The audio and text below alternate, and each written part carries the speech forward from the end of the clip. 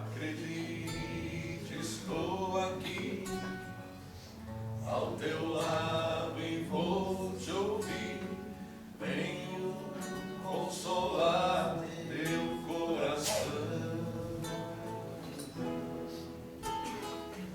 Fale-me do teu sofrer, busque a mim, basta querer. Posso restaurar a tua vida.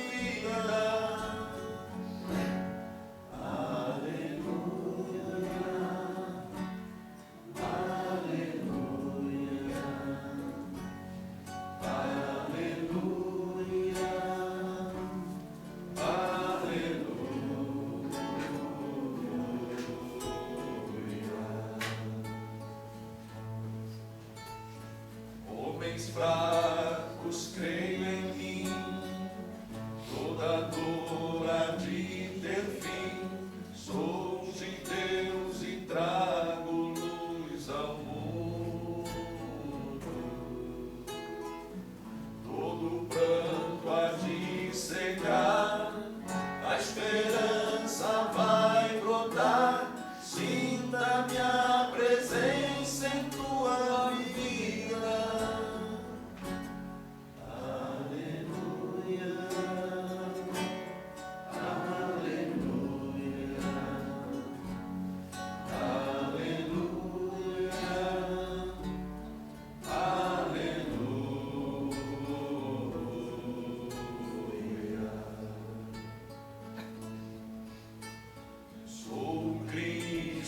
Consolador, mensageiro do amor, junto a mim encontrarás abrigo.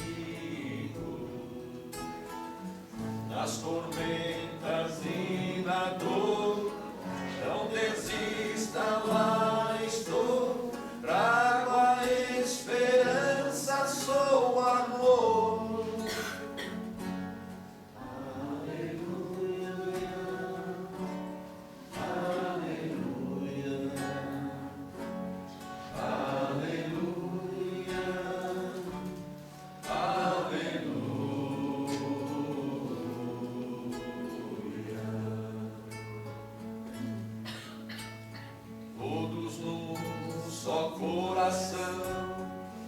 As nações se dando as mãos, somos todos filhos do Senhor. Sai o ódio, entra o amor, vai a guerra, nasce a flor, então cantaremos aleluia.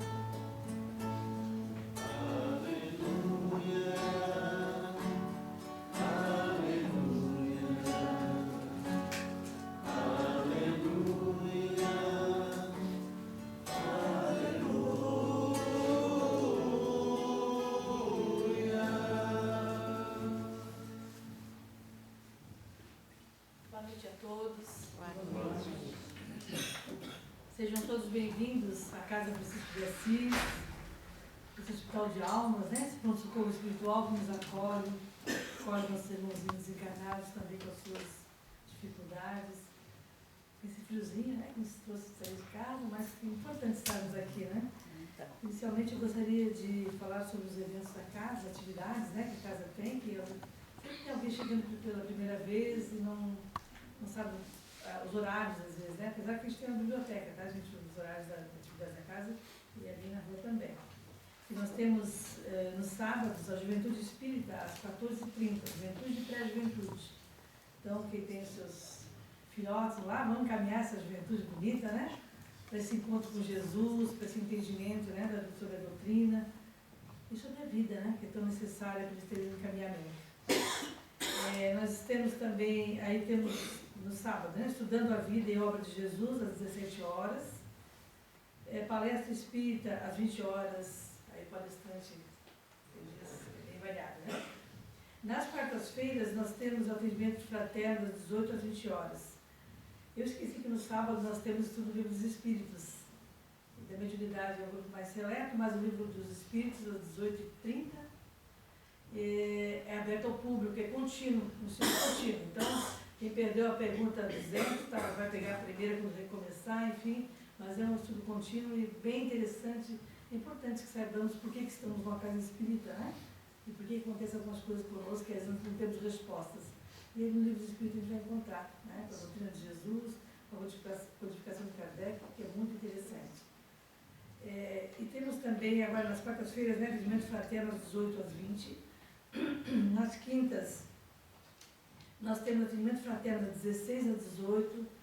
Para quem não sabe, o atendimento fraterno é aquela conversa, né, que a gente chega atrapalhado, precisando que alguém nos escute com nossas dificuldades. E tem um grupo de irmãos que vão estar ali para conversar individualmente com cada irmão que chegar, que precisar, né?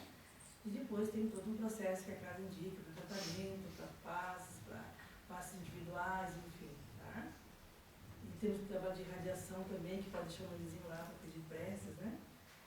E nas quintas-feiras, e hoje, quinta, né? Nós estamos com a palestra às 20 horas e a evangelização infantil, que se processa nesse mesmo momento lá com os nossos evangelizadores, que estão sempre prontos com carinho para receber as nossas crianças. Como temos também a evangelização de bebês.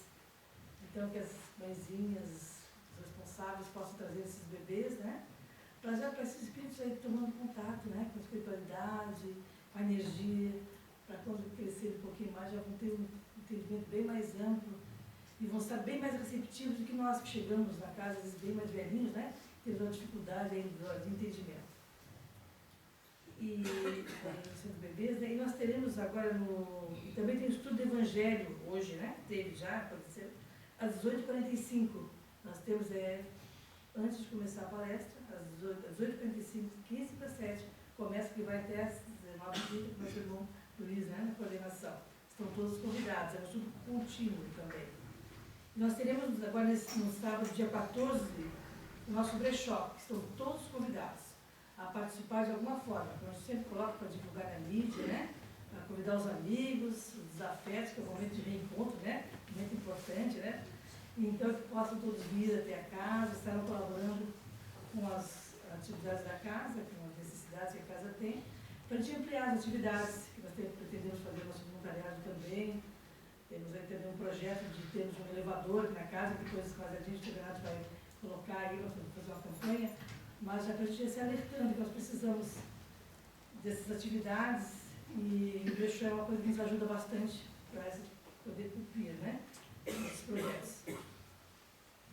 E hoje também nós temos como palestrante o nosso irmão Divaldo, colega de trabalho do Hospital Regional. Divaldo, prazer sempre revê-lo, e vem do Centro Espírita Juvencio Araújo Figueiredo, que vem para proferir a palestra para que nós possamos ter mais um pouquinho de entendimento, né, dessa doutrina de amor.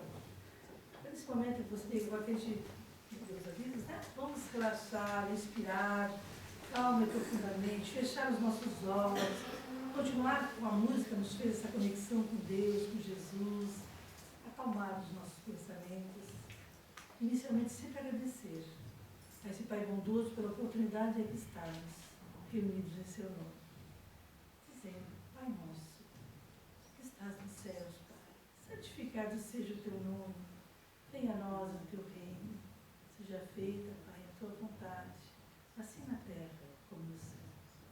O nosso pão de cada dia nos dá hoje sempre. Perdoa as dívidas, Pai, assim como soubermos perdoar os devedores, não nos deixando cair em novas tentações terrenas, livrando-nos de todo mal. Agora e sempre. Que a tua luz ilumine cada irmão que aqui adentrou, encarnado e desencarnado, em especial nosso irmão Divaldo, que irá proferir a palestra. Obrigado aqui. Boa noite a todos. É um prazer retornar a essa casa, porque aqui já viemos há algum tempo, como na sede anterior, e o aprendizado é de todos nós, porque é a doutrina dos Espíritos.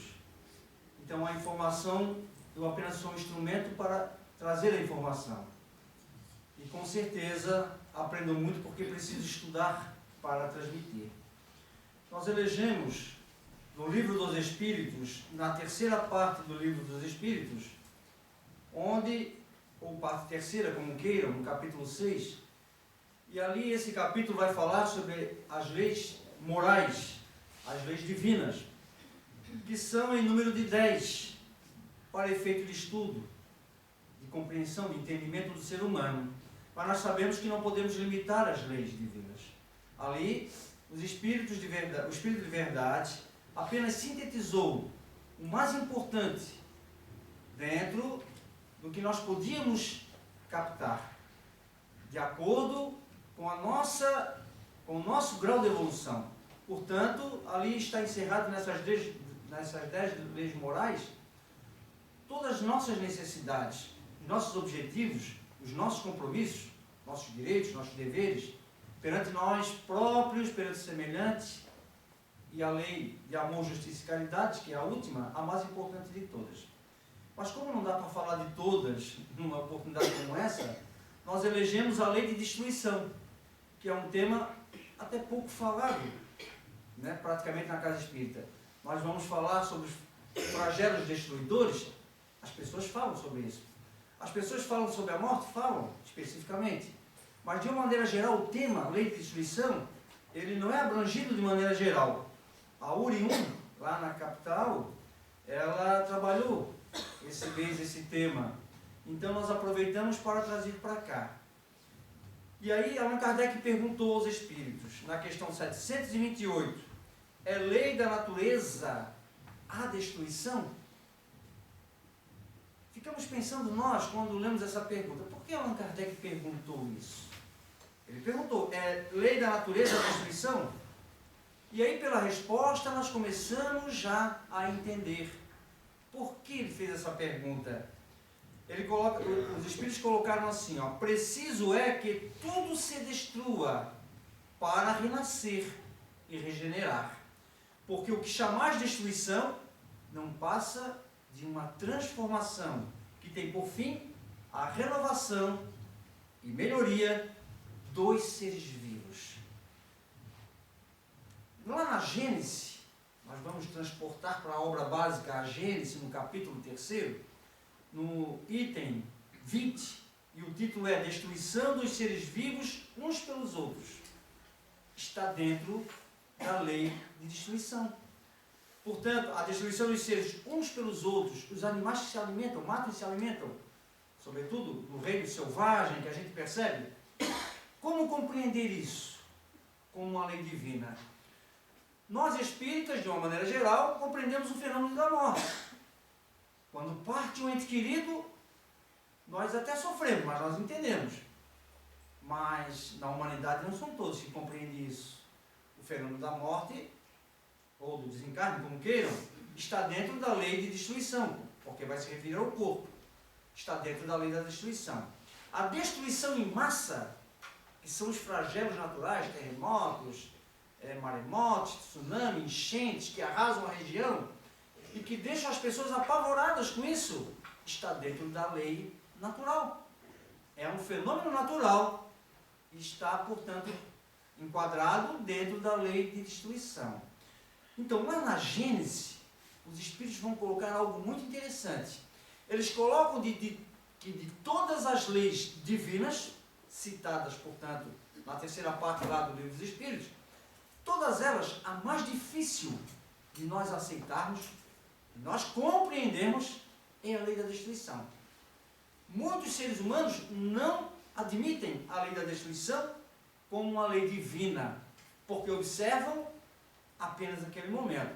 Então diz os espíritos que os homens apreciam a perfeição divina. Todos reconhecemos a perfeição divina, mas nós enxergamos com os olhos humanos essa perfeição.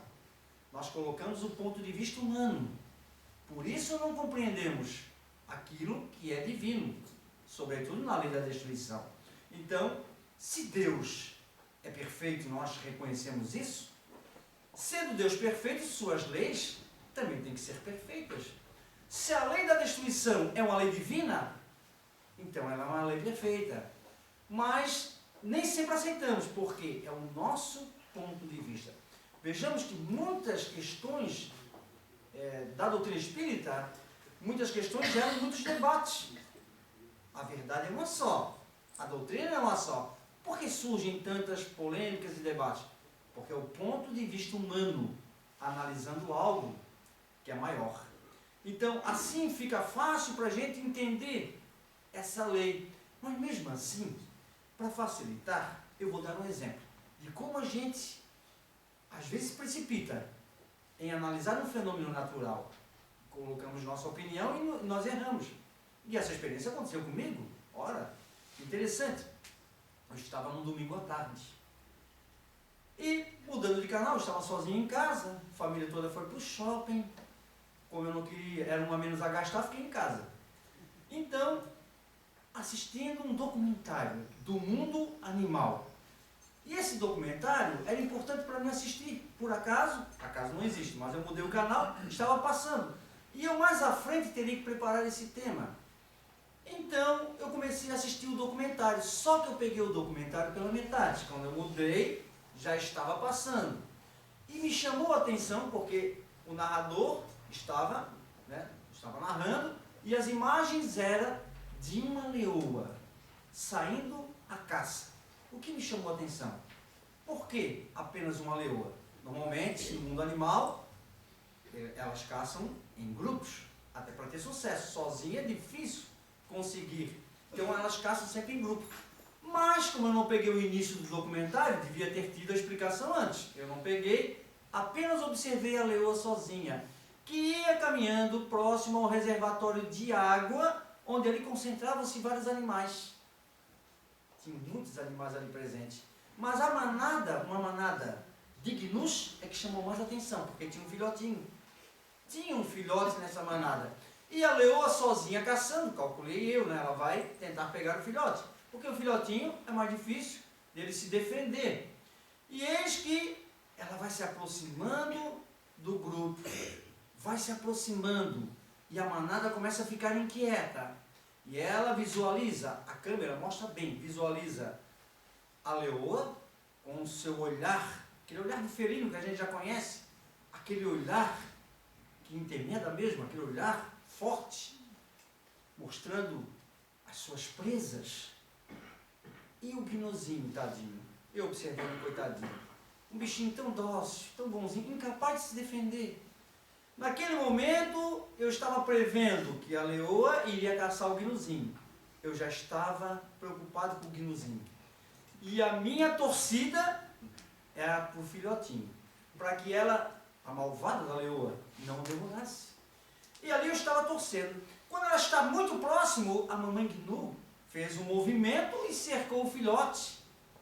A lei de conservação, que é uma outra lei, moveu instintivamente aquela mãe para proteger o filhote. E os jovens adultos da manada também fizeram a mesma coisa e protegeram o filhote. Eu fiquei descansado. Esse filhotinho não vai ser dessa vez. E aí eu fiquei descansado, afinal de contas, essa leoa, logo aquele filhotinho, tadinho. E eu preocupado com o filhote. Mas o que ocorreu? A manada, assustada, foi se afastando do reservatório de água. E a leoa caminhando sempre próximo. O terreno tinha um relevo. E então a manada se afastou um pouquinho, acredito que uns 5 metros, o filhotinho ficou para trás. Eu, nossa senhora, não vai escapar. E aí a leoa, com toda aquela velocidade, foi ao encontro do gnuzinho. E quando ela estava quase próximo, a fêmea chegou e deu uma esbarrada na leoa. E veio o grupo e defender o filhotinho. Eu torci de novo, conseguimos salvar o filhote. Passou o documentário continuava. Agora mostrando o final de tarde. A leoa retornando, muito cansada. E o narrador, então, passando a história, a leoa chegando, depois de um dia inteiro sem sucesso, próximo a uma mata fechada, veio 3 filhotinhos de leão, famintos, em direção à leoa. E eles agarravam junto à boca para ver se ela tinha algo para eles comer. Não tinha. O narrador dizia que eles estavam uma semana sem nada. E que mais 2 ou 3 dias, os filhotinhos de leão iam morrer de fome. Eu olhei para aqueles filhotes, a câmera mostrou bem de frente. Eu quase chorei, com pena dos filhotes de leão. Tão dóceis, tão bonitinhos. Mas eles iam morrer de fome, eram só 3. No dia seguinte, amanheceu aquele dia maravilhoso na savana, aquele dia maravilhoso, o sol se pondo, a leoa, mais uma vez, movida pelo instinto, sai a caminhar. Agora, com alguém torcendo por ela. Eu. E ela foi ao encontro da manada. Ela foi ao encontro da manada novamente. E lá ela visualizou o filhote. E aí eu comecei a imaginar. A manada tem mais de 100. Um gnu a mais, um gnu a menos. Torcendo por ela. E ela não conseguiu pegar o filhote. Mas na noite anterior, um dos adultos, já mais velho, doente, havia ficado muito doente e acabou morrendo. E aí, morto, a leoa identificou, pegou, e foi com aquela força dela arrastando-a. E os filhotes foram salvos, se alimentaram, o gnuzinho também foi salvo. A história acabou feliz, dentro do nosso ponto de vista. Mas, por que eu dei esse exemplo? Não é apenas para fazer vocês rir, porque a história até foi engraçada, mas para perceber que a lei divina, ela sempre foi a mesma naquela cena em todos os instantes. A lei é a mesma. Mas o meu ponto de vista estava direcionado no primeiro momento, porque eu estava enxergando em foco. Eu estava enxergando de uma maneira. Quando eu passei a ver o outro lado, eu mudei completamente a minha opinião a respeito. Já estava torcendo para a leoa. Nós seres humanos, mudamos constantemente, porque nós somos imperfeitos. E aí observamos a natureza e queremos dar palpite. A natureza não devia ser assim, devia ser diferente, algo podia ser melhor. E nós então queremos colocar opinião sobre uma lei divina que é perfeita, mas nós somos seres imperfeitos. Ainda antes de falar sobre a questão do livro dos Espíritos, gostaria de dar um outro exemplo, porque eu gosto de dar exemplo porque clareia a mente. E também aconteceu comigo esse exemplo. Foi na evangelização, não faz muito tempo. Foi na evangelização, quando eu participava da evangelização. E essa história foi contada, gente. E eu gravei tanto essa história que até hoje eu não esqueço dela. Quando a professora lá falava sobre as leis divinas, e ao mesmo tempo falava sobre as leis divinas, e ela contou uma história simples de João e Pedro. João discutia com Pedro, crianças praticamente, discutia com Pedro, e João dizia que em alguns aspectos da lei divina havia erro. Ele detectava erro. E aí Pedro, mas como erro, João? A natureza é perfeita. Eu sei, meu pai disse, minha mãe disse, meu tio falou, todo mundo fala, mas eu não aceito. Eu não aceito, porque eu vejo falhas na lei natural. E aí Pedro disse, mas que falha que tu vê? Aí o João mostrou o exemplo prático. Ele disse, está vendo essa melancia? Havia uma plantação de melancia. Olha só como essa natureza que vocês dizem que é perfeita. Uma melancia enorme, presa por alguns arbustos, junto ao solo. Olha só. Olha essa jabuticabeira. Sabemos que jabuticabeira tem diversas espécies. Aquela era de uma árvore enorme, um tronco bem grosso, dizia João. Para que uma árvore desse tamanho? Para sustentar uma frutinha desse tamanho? Ainda que sejam muitas frutinhas, uma do lado da outra, elas são muito levinhas. Eu faria diferente. Eu colocaria jabuticaba lá no chão, rasteira, e a melancia lá em cima, galhos fortes para sustentar essa fruta grande. E aí Pedro ria, eles riam, brincavam, cansaram. Pedro foi para casa e João resolveu, muito cansado, deitar à sombra do pé de jabuticaba para dormir aquele soninho gostoso, um ar fresco, a sombra. E ali João dormiu, mas um sono tão profundo que ele teve um sonho maravilhoso. Ele sonhou com a natureza do jeito que ele imaginava. Olha que coisa maravilhosa! Agora no seu sonho, as jabuticabas estavam pelo chão. E as melancias, na árvore da jabuticabeira, tudo estava perfeito no sonho de João, até que um vento forte bateu na jabuticabeira e derrubou uma jabuticaba, que caiu bem na testa de João. E ele acordou. E acordando, ele disse: meu Deus, ainda bem que a natureza não é como eu imaginava. Já pensou uma melancia? Caindo a 30 metros de altura, na minha testa já era o João. Daí então João passou a perceber que a natureza estava certa. Era daquela forma mesmo que tinha que ser. Um exemplo simples lá da evangelização. Mas para ver como nós queremos pôr, né, defeito a uma lei que é toda natural. Então vão dizer os espíritos lá na Gênesis que os homens, não compreendem os homens que um bem real possa advir de um mal aparente. Se refere à destruição. Nós não conseguimos ver um bem real naquilo que nos parece um mal aparente. Aí vamos citar, primeiramente, a questão do reino animal. Porque as pessoas, por que tem que ser assim? Os animais se matando, se alimentando da própria carne, não tinha outra maneira de ser, de fazer. E aí, dizem os espíritos, é preciso analisar a questão de todos os ângulos. Não basta olhar apenas aquele momento. É preciso analisar no conjunto. Só o conhecimento pode nos facilitar o entendimento da lei da destruição. Então eles colocam assim, ó, é preciso levar em conta no ser, seja o ser humano, seja o animal. É preciso levar em conta no ser o princípio espiritual. Então, tanto no animal irracional, quanto no homem, nós somos princípio espiritual, somos almas. Ou espírito, como queiram. Nós não somos os corpos. Ora, a verdadeira vida do animal e do homem não está, portanto, no seu corpo, mas no princípio espiritual que ele é propriamente dito. Daí então, nós vamos perceber que esse princípio espiritual, ele pré-existe e sobrevive ao corpo.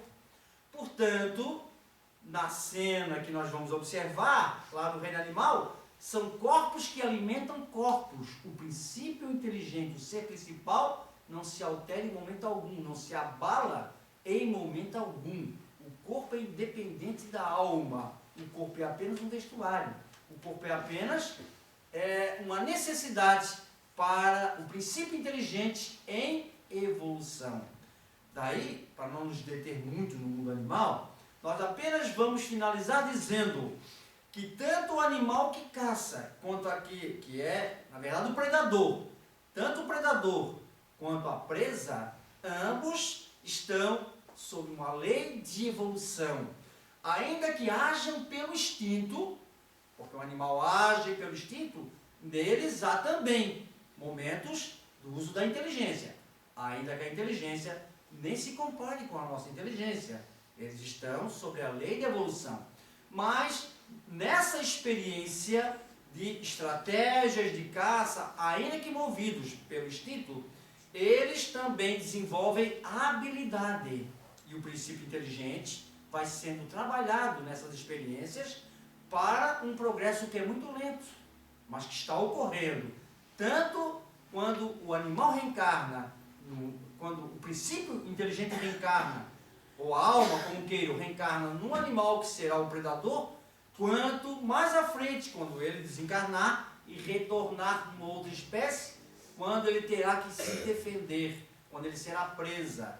Tantas experiências de um quanto de outro desenvolve a alma e ela vai em busca do progresso, que é o seu objetivo. Quando nós vamos perceber em algumas questões do livro dos Espíritos que diz, mas o João de Barro sempre fez o ninho da mesma maneira, os animais sempre agiram da mesma maneira, nos parece que não há progresso da espécie. Naquele momento nós não enxergamos esse progresso, mas o princípio espiritual que se elabora e que ali está presente, está se desenvolvendo. Observe, gente, é tão evidente o progresso e a diferença de um animal para o outro, que nós vamos olhar até, olha, os animais domésticos estão muito próximos a nós, olha o olhar deles. O olhar deles não denuncia que há realmente um princípio ali? Olha o olhar, olha, denotam muitas vezes algo parecido com nossos sentimentos, ou o carinho ou a raiva. Note que aquele que trata bem o animal, esse animal vai lhe tratar também diferente das demais pessoas. Note que não é só um instinto propriamente dito, não é só o instinto. Lembro-me que quando eu ia na casa do meu sogro, e ele tinha um cachorrinho lá, e eu perturbava esse cachorro. Eu brincava com ele, eu provocava ele. Esse cachorro nunca me tocou. Eu levei ração, biscoitinho, depois fiz de tudo. O cachorro morreu e com certeza eu fiquei com a dívida, porque ele não me topava mais, não confiava em mim, porque fazia umas brincadeiras assim meio sem graça. No entanto, com o seu dono, que ele tratava bem, ele pulava no colo, ele sentia vontade, e quando eu tentava fazer, eu olhava aquele olhar assim para mim, ó, intimidador. E às vezes, quando eu ia tentar fazer carinho, ele rosnava, porque ele sabia que eu não era de confiança para ele. Então, o que a gente percebe? O animal, ele evolui. Há evolução, gente. Princípio inteligente. Portanto, nós não nos preocupamos com os corpos, mas sim com o princípio inteligente. Não é à toa que a própria ciência atrasada nossa diz que o golfinho é um animal muito inteligente, o macaco, o elefante. Há uma diferença de evolução entre os animais. Finalizando nessa questão, vai alguém bater na sua casa? Vai alguém tentar assaltar a sua casa? Vai alguém tentar, de certa forma, cometer alguma violência com você? Se você tem um cachorro, ele vai morrer ali, mas vai avançar, vai latir. O que faz o gato? Se manda, não é? O gato se manda, não estou discriminando os gatinhos, coitados. Mas note que são evoluções diferentes. Notem, o cachorro é um animal que defende o dono. Com raras exceções, ele defende o dono nem que ele vai à morte. Ele defende o dono. E a gente percebe, portanto, essa diferença no reino animal. Mas vamos adiante, porque a lei é de destruição, e mais importante é nós aqui, né?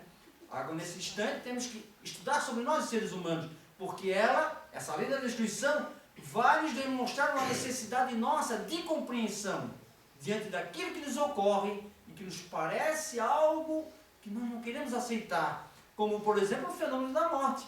Ah, mas eu aceito a morte, mas quando desencarna um ente querido, muitas vezes se desespera.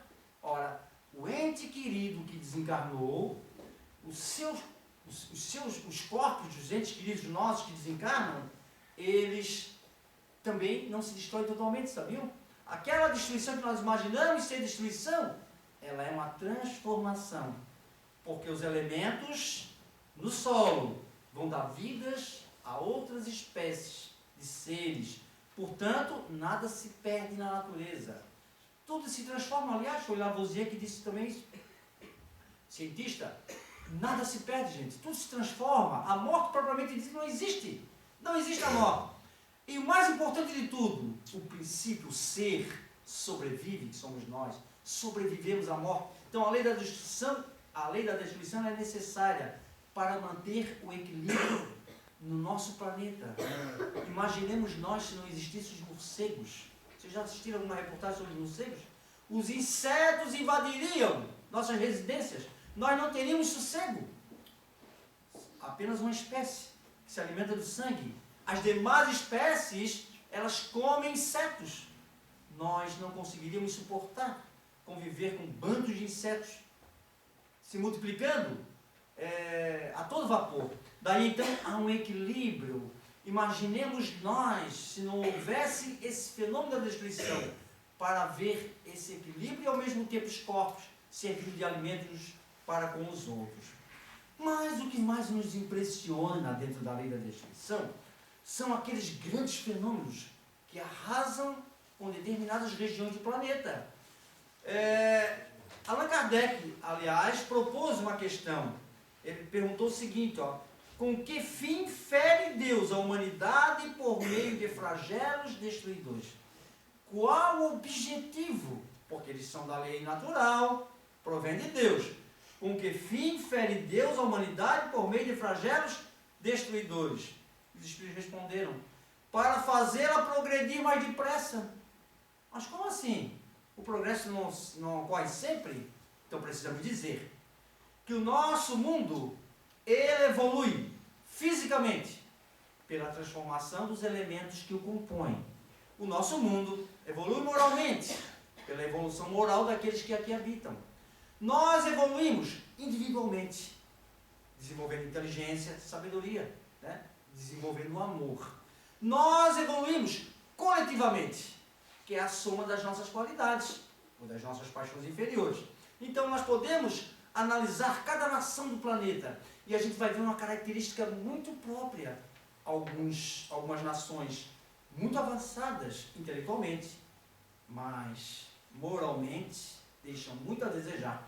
Outras até têm um avanço moral, mas têm uma dificuldade no aspecto intelectual. Então, as sociedades têm graus, níveis diferentes e, de uma maneira geral, vão somando e compondo um mundo de expiações e provas, que é o nosso mundo.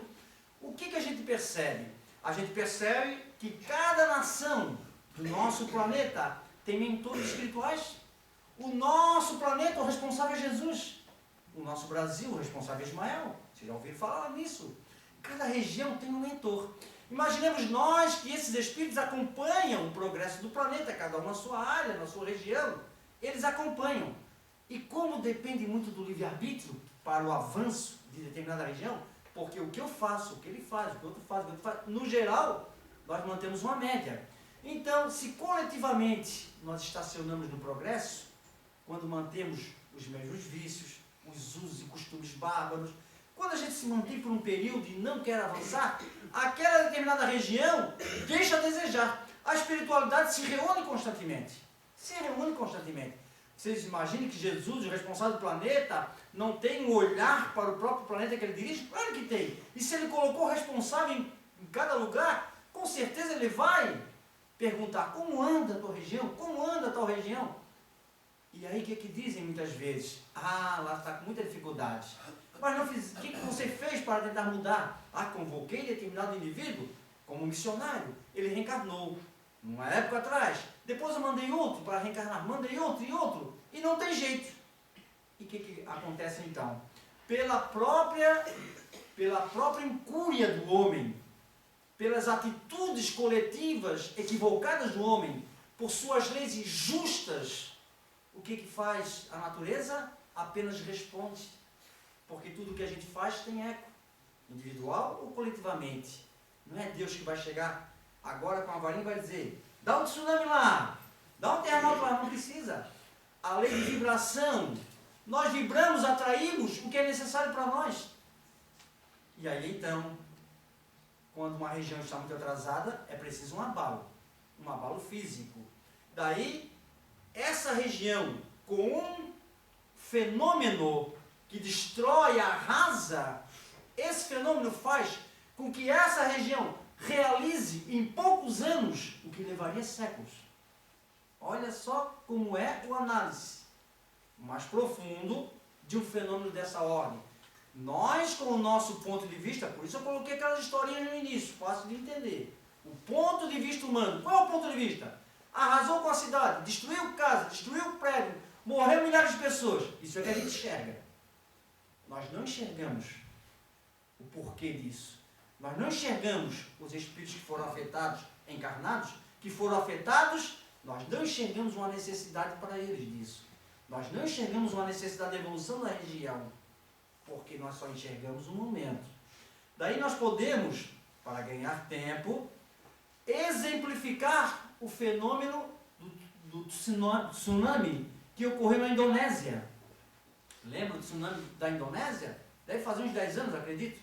Sou ruim de memória para esses casos, mas deve fazer uns 10 anos. Lembra aquela ilha maravilhosa da Indonésia? Lembram a natureza que bela que era? Lembram do turismo que promovia emprego, trabalho, renda naquela região? As belezas naturais? Isso é o que a gente enxergava com os olhos da matéria. Mas no livro Transição Planetária, de Divaldo Pereira Franco, que são em 2 volumes, lá eles vão narrar os bastidores daquela ilha. E as pessoas não sabiam.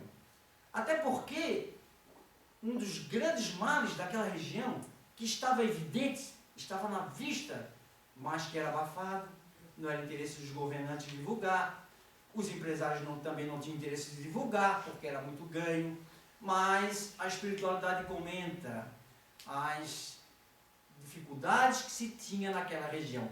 Dentre várias, o turismo sexual, dentre várias. Então narra os espíritos, através da mediunidade do Divaldo Franco, que nessa região, o povo da Indonésia era um povo miserável. A miséria imperava. A miséria era tão grande que muitos turistas, verdadeiros psicopatas, iam para lá. E os pais entregavam os seus filhos, crianças, adolescentes, entregavam para esses turistas psicopatas, onde essas crianças jovens, durante um longo tempo que se virou, isso para eles era comum pela necessidade, pela miséria, pela fome, assim como ocorreu no Nordeste, não sei se ainda acontece. E essas crianças, o sofrimento, molestadas, estrupadas, porque elas não podiam fazer nada, e essa ordem de coisas, essa situação ocorrendo durante muitos anos, a promiscuidade. Então, do ponto de vista material, enxergávamos o quê? Uma ilha maravilhosa, o sol nascendo, o mar, água clara, todos se divertindo, bebendo, mas a atmosfera pesada, fluídica, a atmosfera negra, pesada da promiscuidade. E então, tentativas várias foram feitas do plano espiritual, sem sucesso, porque também depende do homem, do livre-arbítrio. E aí então, a própria lei natural promoveu, por uma necessidade, o movimento das placas tectônicas. A onda foi formada e arrasou com a região. Porque se esperar desencarnar um agora, outro depois, vai continuar sempre. Tem que arrasar com a maioria, para mudar os costumes, para melhorar a região. Mas morreu muita gente, morreu coisa nenhuma, só se transferiu para o plano espiritual. Mas as crianças, era expiação, era prova.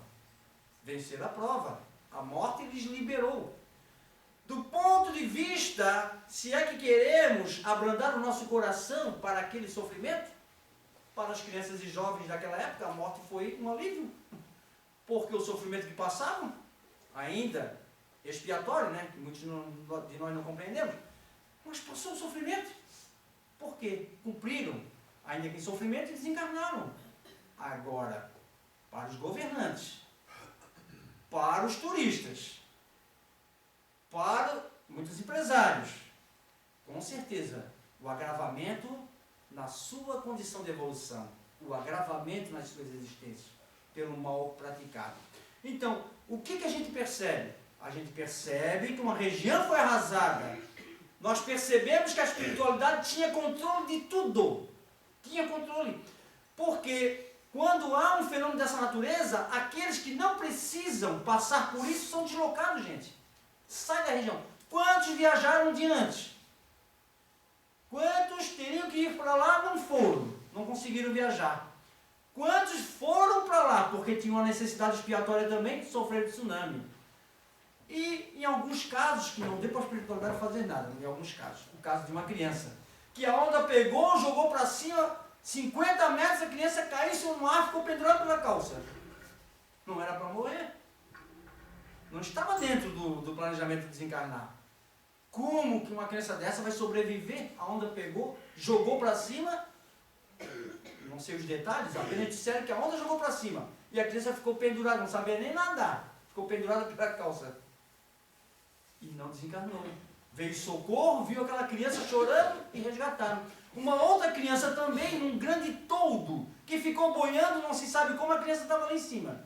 Escorrega um pouquinho para o lado, escorrega um pouquinho para o outro, mas não caiu na água. E socorreram. Para a gente se encerrar por causa do tempo, mas um casal de turistas que não tinham nada a ver com o problema. Não precisavam espiar. Eram pessoas normais, boas. E foram para lá, estavam na ilha, planejando pegar a lancha e mergulhar no dia seguinte. Mas uma vontade muito forte, disseram elas, fez com que elas resolvessem naquele dia antes do tsunami. Naquele dia, porque o dia estava muito bonito, naquele dia eles resolveram mergulhar. Pegaram a lancha, foram adiante, não sei quantos quilômetros, mergulharam. Segundo eles, que estão acostumados a mergulhar, estranharam aquele movimento assim muito acelerado na água lá no fundo. Estranharam o movimento na água. Nossa, isso nunca aconteceu. Não bota em correnteza, mas esse movimento nunca aconteceu. Quando eles foram até a lancha e que chegaram na ilha, viram a ilha arrasada e foram entender o que tinha acontecido. Era para eles desencarnar? Não era. Então, vejamos que a lei da destruição, ela é uma lei natural que regula tudo, gente. Ninguém sofre que não tem que sofrer. Ninguém passa por aquilo que não precisa passar.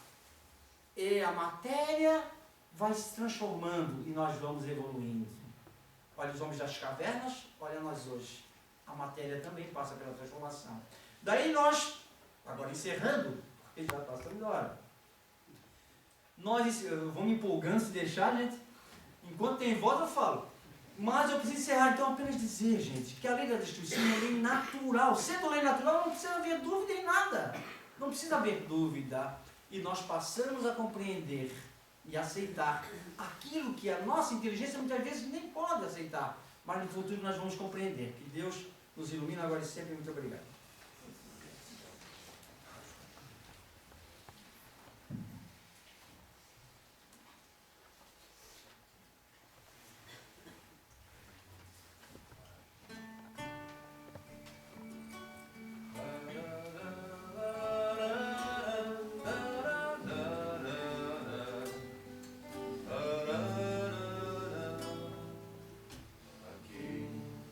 Nesta casa eu me encontrei, entrei e aqui dentro eu vi saída. Sim, foi nessa casa de amor que as benesses do labor cicatrizaram minhas feridas. Depois de muitos e muitos passes, estudos e água da paciência, religar e religuei, filosofiquei, tomei ciência. Aqui, nessa casa de oração, orei, pratiquei o Evangelho. Sim, foi nesse pouso espiritual que eu conheci a vida real, rompi de vez com o homem velho. Depois de muitas e muitas preces, palestras e água da fé, religar e religuei. A casa, quando é santa, é posto de emergência, hospital de almas, dissipando dores, transcendentes traumas, frente de serviço que a todos levanta, pronto atendimento de Deus, oh Santa Casa Santa. Eu fiz amigo do bem, pessoas com quem posso contar, atendimento fraterno, culto do Evangelho no lar. Sim, nessa oficina de Jesus, chorei cantando quanta luz, com as vibrações desse lugar. Depois de muitas e muitas quedas, que me fortalecendo na fé, religar e religuei. A casa, quando é santa, é posto de emergência, hospital de almas, dissipando dores, transcendentes traumas, frente de serviço que a todos levanta, pronto atendimento de Deus, oh Santa Casa Santa. Por isso eu canto e dou graças a Deus, secando as lágrimas dos olhos meus. Depois de muitas e muitas preces, palestras e água da fé, religar e religuei. Toda casa, quando é santa, é posto de emergência, hospital de almas, dissipando dor,